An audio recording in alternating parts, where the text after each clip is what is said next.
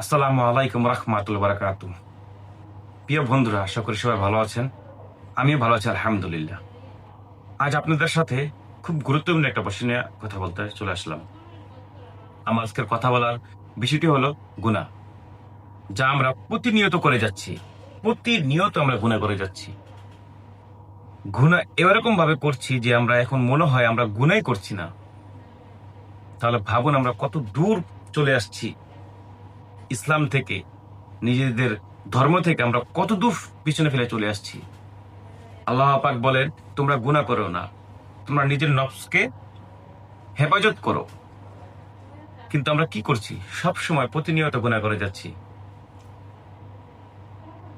এটাই কি আমাদের শেষ পৃথিবী? এটাই আমাদের কি শেষ জীবন? না, এরপর আমাদের জীবন আছে, এরপর আমাদের পৃথিবী রয়ে গেছে।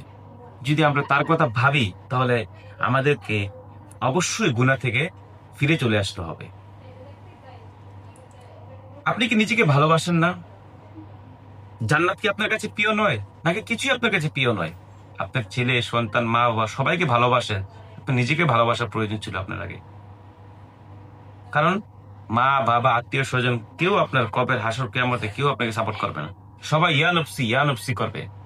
তবে কেন আপনি গুনাহ থেকে নিজেকে হেফাজত করছেন না? কেন প্রতিনিয়ত গুনাহ করে যাচ্ছেন?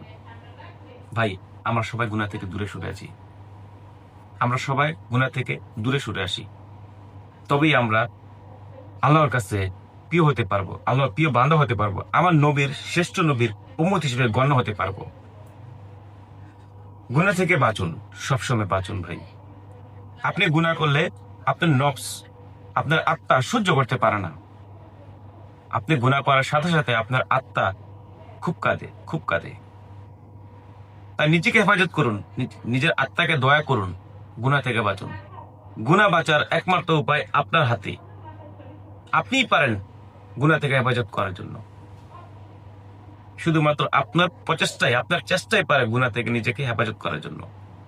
ভাই, আপনি কি জান্নাত দেখতে চান না? আমরা সবাই চাই জান্নাত দেখতে।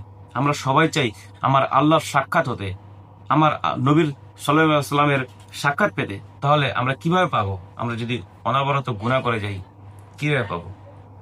নামাজ, ইবাদত, হজ, রোজা, যাকাত, কত ইবাদত রয়েছে, আমরা তার থেকে দূরে চলে আসছি। তার সাথে সাথে গুনাহ করে যাচ্ছি, প্রতিনিয়ত গুনাহ করে যাচ্ছি। একটু ভাবুন ভাই, একটু ভাবুন। আমরা সবাই গুনাহ থেকে নিজেকে হেফাজত করি। ইনশাল্লাহ, ইনশাল্লাহ আল্লাহ পাক আমাদেরকে সাহায্য করবেন, হেদায়েত করবে। ধন্যবাদ সবাইকে। আমার ভিডিওগুলো যদি ভালো লাগে তাহলে আপনারা বেশি বেশি শেয়ার করবেন এবং অন্যদেরকে দেখার সুযোগ করে দিবেন। আর আমার কথাবার্তায় যদি আপনার কাছে খারাপ লেগে থাকে বা মনের অজান্তে যদি খারাপ কিছু বলে থাকি, মাফ করে দিবেন।